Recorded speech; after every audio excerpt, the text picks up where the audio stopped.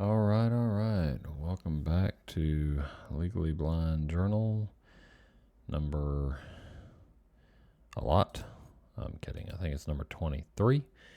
And yeah, we're going to kind of jump right in. First thing that's always on the mind is how far can I read? I won't say see. How far can I read things? As long as it's large enough print.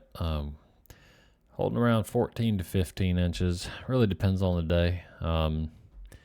It's the biggest things that I've got going on right now are the migraines can be pretty heavy if I don't take the right number of breaks and take care of myself, which admittedly I'm pretty bad about, but try and get everything done. And it is what it is. But trying to pay more attention to that every day. Because those things kind of suck. But other than that, everything else is copacetic. Still working through the issues with,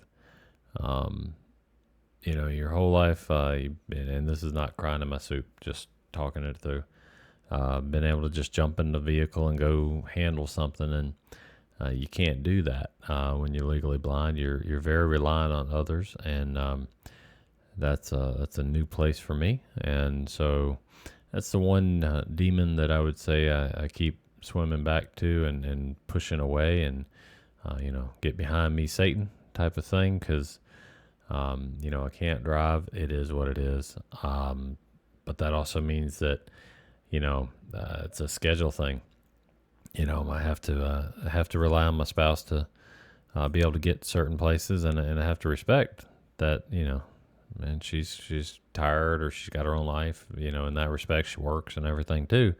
So it's definitely a juggling act with that. But if that's my biggest complaint in life, with regards to being legally blind, I can't be too upset with things.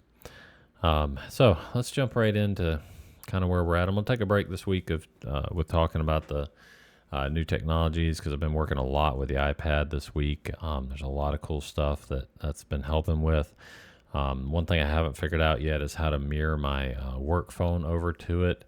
You're supposed to be able to if they're on the same network, but haven't had any luck with that yet. And I do have a limited amount of time I can work on that type of stuff, because it's very visually intensive, and the longer I'm focused, the more prevalent the headaches are. So I just have to, take my time and work through that stuff. So I'm going to take a break this week from talking about the tech stuff, and talk a little bit about the kind of what's been going on and what I've been doing. So tried out camping for the first time, and since becoming legally blind, and kind of been avoiding that a little bit because of just the amount of effort that it takes. Talked a little bit in the last video about the setup and whatnot. And so I did go in the upper three pictures, upper left to center. Really, really cool. I will say it worked out well. Didn't clip myself with any of the lines, so that was cool. The juice is worth the squeeze for me to go back and start camping again. I'd be lying to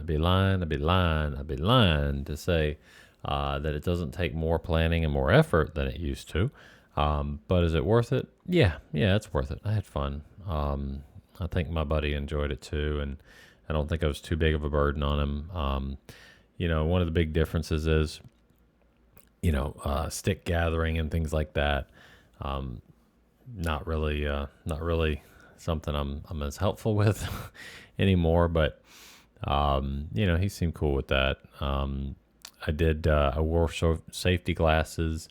I did forget my hat, which kind of sucked, but because generally I wear a hat because it's my early warning system, so I don't clip my head and walk into stuff as much. So I took a hat out to the farm and left it there now, but I wore safety glasses all night long. and that helped a lot. When I was walking around, even with the headlamp and all, I mean, it's dark, and my vision's even a lot worse in the twilight and in the dark than during the day. So walked into several different limbs and things, but safety glasses, took care of it, make sure I didn't poke out my eyes or whatever. So that was pretty good. And I did. I don't know if you can see it, but I did get pretty bad burn on my finger because my depth perception's off, and I went to put something into the fire, and I did. I put my hand into the fire, so that blistered up almost immediately. So I don't know what that is, second degree, third degree. I don't know what it is, but whatever. It doesn't matter. It's just a little burn. That stung a little bit. And that really was a matter of, I thought the fire was a few more inches away than it really was, and in all reality, my hand was in the fire. So that's one of the things that I've got to just learn how to do. Learn new ways of doing old things. There are ways that I can deal with that. One of which is I can use a sacrificial stick. I was, thinking that through, and basically put the stick forward, knowing that the stick is, say, 24 inches long. Put the stick to the fire, and that way I know that's 2 feet to the coals. Flames are generally coming up X amount, and I will hopefully avoid sticking my hand directly into the fire in the future. So that's just something to learn from, grow from. But hey, that's the worst complaint, whatever. And then in the upper right picture, just chilling out, enjoying the day, working on the farm. Got the tractor sitting there. Been working on trying to shore up the foundation because got some serious erosion going on. Bottom left down there, and I did a separate video on this, but I got a BX ripper, a BX expanded, ripper, and a quick change, and I was able to actually install that, which I thought was pretty good. Basically, in a nutshell, put a quick attach on there, so I could easily swap the bucket to that ripper bar, and basically just rip through roots and things like that as I'm trying to dig up stumps and whatnot. So I was pretty happy I was able to get that on. It took about 30 minutes. Admittedly, I may have stripped out a nut that I probably wouldn't have when I was fully sided. I may have pinched my fingers a couple of times that I wouldn't have when I was fully sided. I might have cut myself a little bit, but all in all, I'm not complaining. It went pretty well. In the bottom center pictures, I got a bunch of erosion hitting the foundation of where the building's going to go. And so I dug a pretty good hole, found some clay, and started lining the outside with the clay and working on getting all that built back up so we don't lose the foundation. In the far bottom right, I got a little basket there. Basically, in a nutshell, the pallet forks hold up the basket so you can raise and lower and get to something higher without standing on a ladder. Also, it's got wheels on the bottom, so you can use it as a wheelie cart too. My big thing, I will say, my that as we're working towards getting the farm set up and getting me some independence on this thing is, and then maintaining the independence that I can is, the farm's going to be a good thing, because that's really continues to be the source, the greatest source of my frustration. Probably, it's not work. I can do the job that I used to do. I don't feel like there's been any real deficit there. I've found a way to do most things that I used to do pretty efficiently. Obviously, not being able to drive or go out and do the things when I want to do them has been my my biggest source of probably just frustration with this journey. And once we get moved out, and it's going to be a little while. It's currently, I don't know if anybody's watching this and hopefully it's helpful to you if you are. It's about November of 24. We'll be building probably in early 26, and so it's a little ways off still, but working on getting it ready, because that way, once we live out there on the farm, when I'm antsy, and I'm antsy a lot, and I want to go do something, I don't have to mother may I as much, and my spouse is awesome, so don't hear that wrong. She takes me, out to the farm almost whenever I want. Almost. I mean, she has her own life. She's got her own job and whatnot, so it's not unlimited. But the having to ask somebody stuff like that it can be tough on the psyche a little bit. Whereas once I get out to the farm, I'll be able to walk outside, go mess with the chickens or the goats, or build something or dig a hole or whatever whenever I want without having to schedule it or rely on somebody else, and that'll be good for me. That's probably the thing that I struggle with the most right now. Everything else is fine, so that's probably the biggest thing, and so I'm moving that needle forward. I will say, holy crud, inflation cost. The power company and the electricians, just to get power onto the land, nothing special. Just to get it on the land now is about $7,000 to get it run halfway down my property to where it then can feed a future home site, a well, and then the future barn/storage.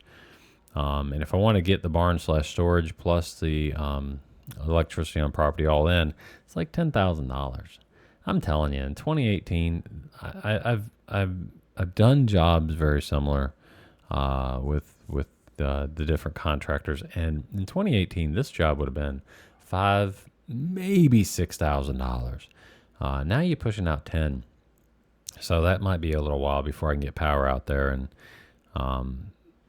that kind of sucks, but it is what it is. What do you do? And then, man, the wells. I got some numbers on the wells. I've dug several wells. It's 20 years ago, but my neighbor who dug a well in 2018, 2019, it was $5,000 basically, and now the wells, they're coming in at $12,000. What the heck, man? This inflation thing, something's got to be done about this. I mean, this is insanity. But so it's going to take a little while longer to get things set up. Hopefully it doesn't push back our build schedule. Really, really looking forward to having the house built out there that is single story, no stairs, high contrast. The shapes of all the rooms, we've been drawing them out and thinking about where things get placed and whatnot. So as my visual acuity goes down over time, the property is really good for me. Been designing paths from the house site all the way to the barn site, where I'm going to line it with basically line it with a high contrast rock so that I can follow the path even as my vision continues to decline. So really just hoping that these inflationary prices don't push all this out even further, because this is really the link to my independence that I need, and really, really think it's going to be good for me. So for now, all I can do is just keep pushing forward on it, and praying that freaking prices drop a little bit, man. It's been a shocker on some of this stuff. So, but again, if that's the things that I have to complain about, I just have to keep reminding myself on that one that, I was complaining about not having any shoes until I saw the guy with no feet. I mean, I am so blessed, and I know that God and Jesus and the Holy Ghost are using this legally blindness in my life and in others' lives, and I have to trust that there's a really good purpose in it, and I do. and I've seen it in so many interactions so far. So staying in positive spirits with everything, and just keeping on rolling, and trying to keep the demons at bay, keep that in check when I am frustrated about that piece of independence that I can't reclaim yet, and just excited for the future. So, at any rate, if anybody's struggling with this, biggest thing I can say is, look, man, just keep looking for new ways to do old things, and keep a positive attitude about it. That is 99% of the battle. It really, really is. So, on that note, it's been real. Y'all be good out there. Peace out, Girl Scout.